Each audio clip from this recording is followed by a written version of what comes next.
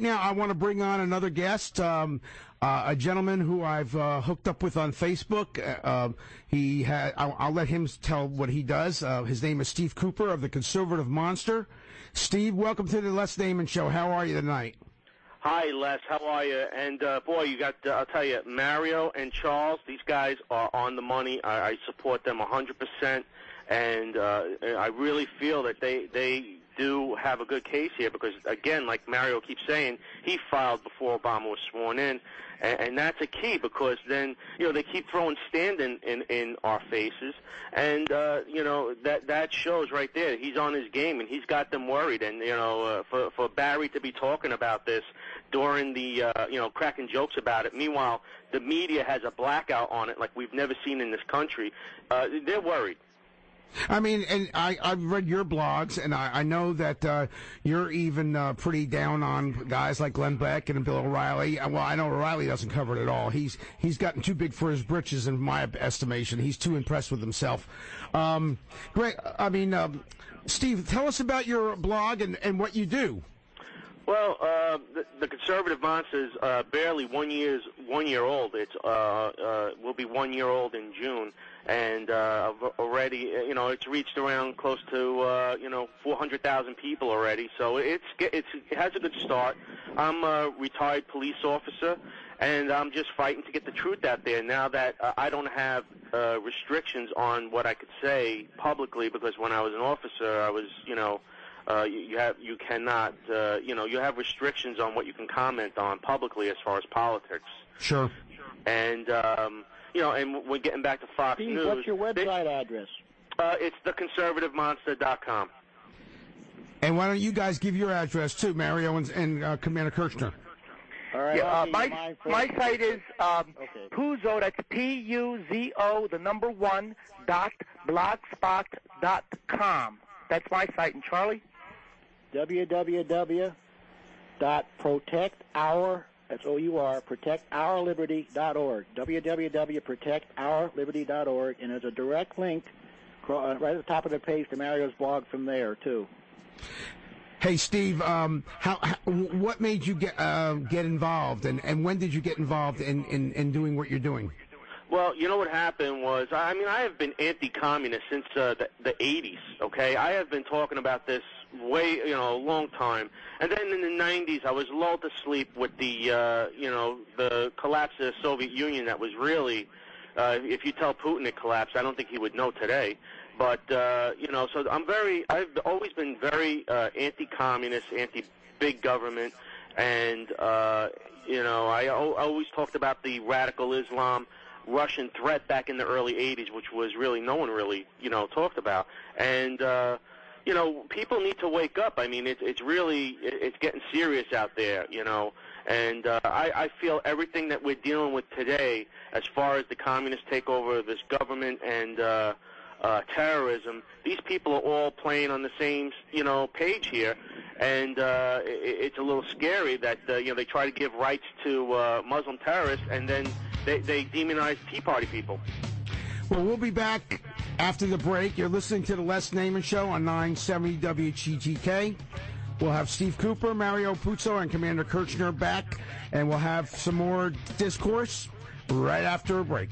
We'll be back. 970 WGTK.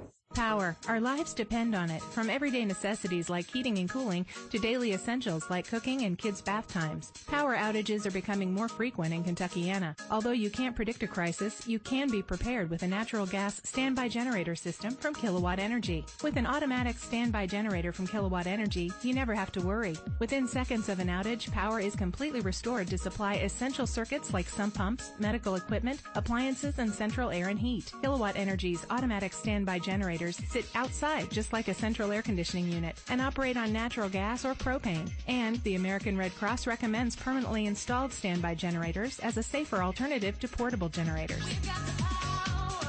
Kilowatt Energy has the power for your home or business.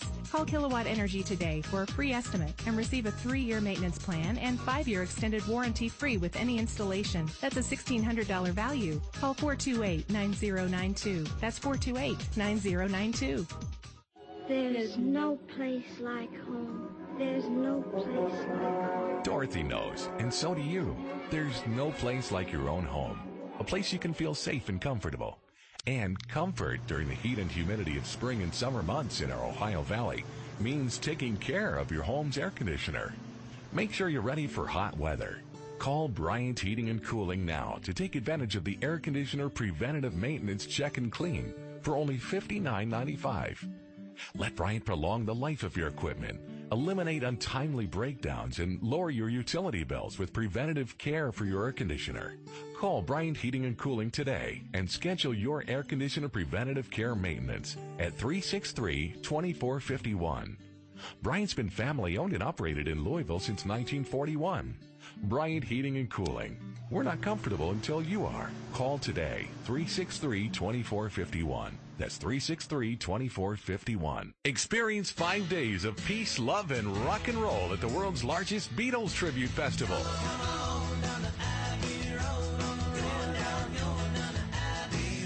Abbey Road on the River will be held in Louisville, Kentucky on Memorial Day weekend from May 27th through May 31st. The festival includes over 75 international bands performing on 11 stages, a Beatles singing competition, film screenings, free guitar lessons, and much more. Visit AbbeyRoadOnTheRiver.com for more information. We need to talk about everything. The Hugh Hewitt Show. Weekday evenings at 6 on 970 WGTK. We're back. Les Naiman, the Les Naiman Show on 970 WGTK. It is my honor and privilege to have Commander Charles Kerchner, Mario Apuzzo, and Steve Cooper on tonight as my guests. Before Mario and Charles go, I have a question concerning what do you think, Mario, is your strongest legal point and for this case to go forward, and what will it take? Well, first of all, we have to get over the standing question, and I think that we can do that. Again, because of when the suit was filed, he's a private person.